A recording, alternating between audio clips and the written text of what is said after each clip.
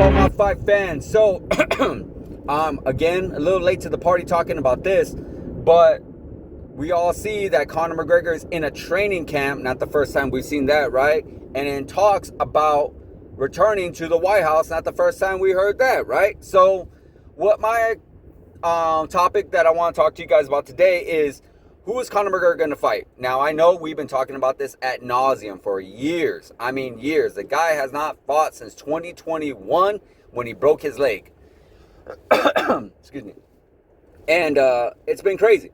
You know, it's been really, really crazy to see how much we've been talking about Conor McGregor, how much times we bring him up and nothing happens, and how close we were to that one fight with Michael Chandler, which was, I believe, last year, and nothing ended up happening. You know, he ended up hurting, he ended up pulling out. He had that whole Ultimate Fighter thing going on, and the build-up was getting there, and it would have been a very fun fight, but the fight did not come into fruition. So now, of course, we got Dana White talking about how it's 100% a no-go for Michael Chandler, which very much sucks because Michael Chandler isn't no spring chicken, and, you know, he waited a long time and took a couple years off to get that fight for Conor McGregor. But, you know, it ends up happening. Business is business, and I guess it's just not the popular go-to right now.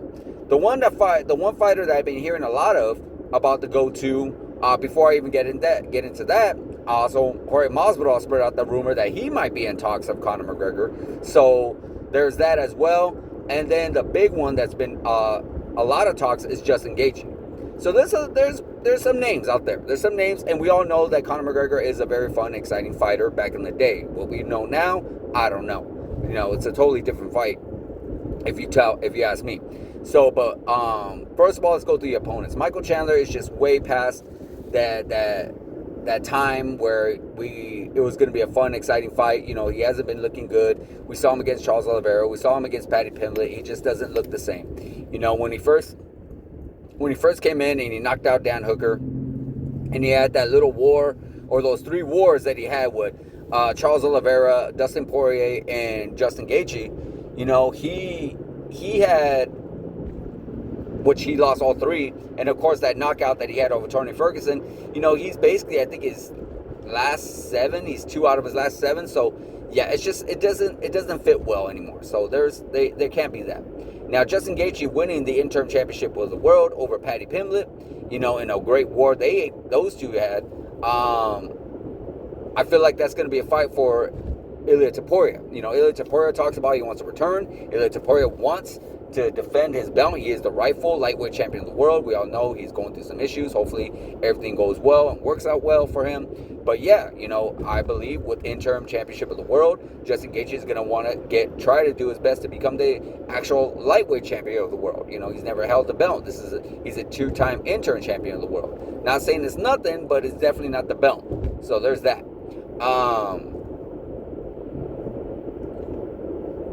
Then you got Jorge Masvidal. You know, that's a little bit more of an interesting fight.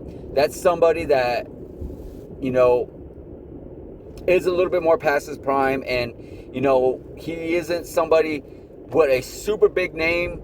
If he loses, it's no big deal. If he wins, okay, interesting. You know, I guess that's what we're trying to look for, like, who can benefit from beating Conor McGregor. And, you know, it does keep Jorge Masvidal relevant, but at the same time, I don't know. I don't see it too much. I really, really don't. You know, I really don't see him going against Conor McGregor and it making it something. You know, it being something. You know, not as big as it would be against, like, a Justin Gaethje if you were to get the fight, or anybody else regarding that. But Jorge Masvidal, it would be a fun fight, but I just don't see really the upside on making that fight, honestly. Now, of course, we all know Nate Diaz, I believe, is the front runner. Should be the front runner because there's so much history there. There's so much that we talk about. There's that those two guys made each other really big superstars.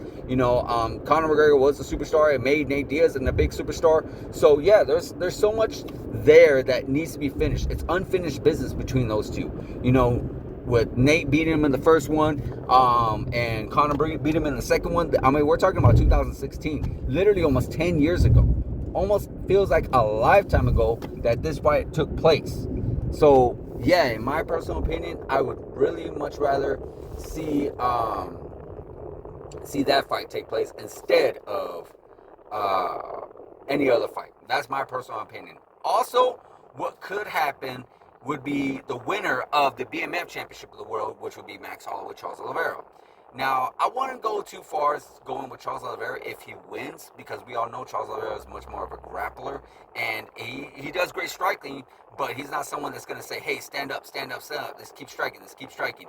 Where you got Max Holloway, it's just all about that striking. I mean, he always 100% is going to be one of my favorite fighters. I'm sure he's your favorite fighter. He's your favorite fighter's favorite fighter. I mean, yes. So I can see an all-out war. And that's something we need. When it comes to Conor McGregor, we do not need somebody that's going to take him to the ground. I feel like Michael Chandler would, even though I don't feel like he would be able to finish him, but I feel like Michael Chandler would. I feel like anybody else that we give him, like I know there's people talking about, oh, Paddy Pimblett. Like, I don't see Paddy either. You know, even though he had a great war with Justin Gaethje, I still feel like he would go automatically to the ground with Conor McGregor because he doesn't want to get hit that hard by Conor McGregor, even though we don't know that Conor McGregor may or may not have that whole power like he used to. So that's something that we got to take into consideration as well. Nonetheless, I feel like Nate Diaz should definitely be up there. The winner of the BMF Championship of the World should be up there if it's Max Holloway. Other than that, I really don't see anybody else. I really don't see anybody else. I'm very curious on what happens. I'm very curious to see how things take place as we get closer to the White House. And if it even happens, who knows? We could be just speculating all this and nothing ends up happening. So, guys, let me know what you think about Conor McGregor and who's he going to fight next. Let me know what's your opinion. Please let me know in the comments, guys. Like, subscribe, hit that notification button, and I'll see you guys in the next video.